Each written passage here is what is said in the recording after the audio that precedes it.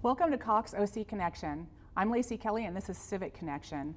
Today we're welcoming Dave Harrington, who is a council member with the City of Aliso Viejo, and we're going to be talking about a public safety issue that is very, very important to the safety of our students. Welcome, Dave. Hi, Lacy. Thank you. You bet. Well, we're going to be talking about active shooter incidences, which have become more and more common in the United States. Talk to us a little bit about the problem you're going to address. Well, since 1980, there have been 137 incidents on school campuses, with resulting in 297 deaths. If you look over the same time period from 1980, there have been zero innocent school children deaths due to fire. And yet when you compare our response to those two different incidents, we train and drill for fire consistently. And that's a great thing. I think it's fantastic. I remember that. Yes, fire drill. You do fire drills every couple months? Yeah. Absolutely. And we do earthquake drills. Right. How many kids have died in an earthquake in a school? Mm-hmm. And I'm not saying that that's a bad thing. That's a really good thing. It's a super positive thing. But we need to also look at these other ways that we're having casualties and look at, are we doing enough to train and to prepare our kids, our parents, our teachers, our schools in general to respond to these type of incidents? Okay, so it's a matter of training is what I'm hearing you say. Yes. Okay, yes. So is there anything going on with regards to implementing that training? It sounds a little scary. I don't know how I'd feel as a parent. We're going to go through active shooter training today. Yeah, and you know, we shouldn't shy away from using the terms they are what they are. Mm-hmm. The incidents occur, they have occurred. We can't Sure. say anymore, well, what happens when it comes here? It's already happened, it's happened across the country, but everybody knows all the, you know, about Columbine, for example. Of course. And what the law enforcement response to that was a shelter-in-place type training came into vogue at the time, mm-hmm. and that's fantastic under certain circumstances. Mm-hmm. You know, where you do the lockdown, the school lockdowns, and that works in certain situations. But it's just one tool; it's not the only option. And I think the active shooter training just provides another option for a response to an incident for teachers and administrators. To these type of incidents. Okay, so there's some examples of schools that are doing this already or doing some things to address this. Can you talk a little bit about that? Well, in Yorba Linda, what we did when I worked there, I was the investigative administrative sergeant there. What we did was we implemented this training, and we started with all the private schools. We hit every single private school in the city of Yorba Linda. While we were doing that, we were engaging the school district, the Placentia, Anaheim, that school district is a very large school district. We engaged them to get acceptance for the training. Okay. And so we explained to them how it would work, and that worked really well. We started, like I said, with the private schools. We engaged the school district.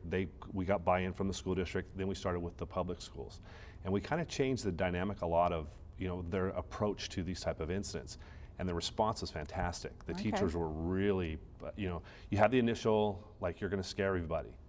We're not going to scare you. We're simply giving you another tool. It's another tool in the toolbox. That's all. To feel safer. To be safer. Schools are safe. I want to be really clear about that. Yeah. Schools are safe. Right. This idea is just to make us safer. Sure. So why not do it if it's going to make us safer? So I have an acronym written down here. DEE, Capistrano Unified School District, has created a plan. Can you tell us about that? Yeah, DE is deny, evade, engage. So the first part of that is deny. So you deny entry onto the campus. And we're not talking about building 10-foot brick walls with a guard at the door. We're just talking about simple stuff. If you have a locking gate, lock it.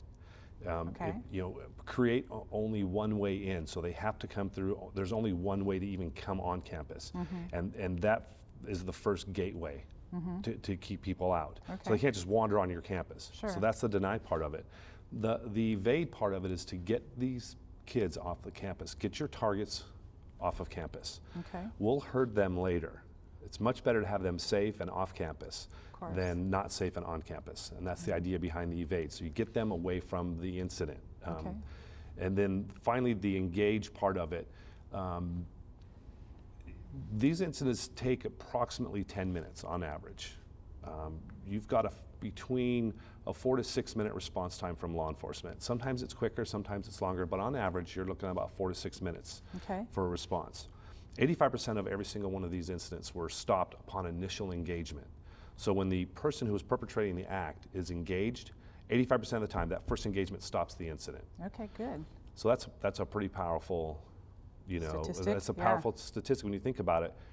So we're trying to give, that's part of the training. You give teachers, administrators, everybody, janitors. The training has to include everybody. Okay. You give them the tools and the confidence to make that happen.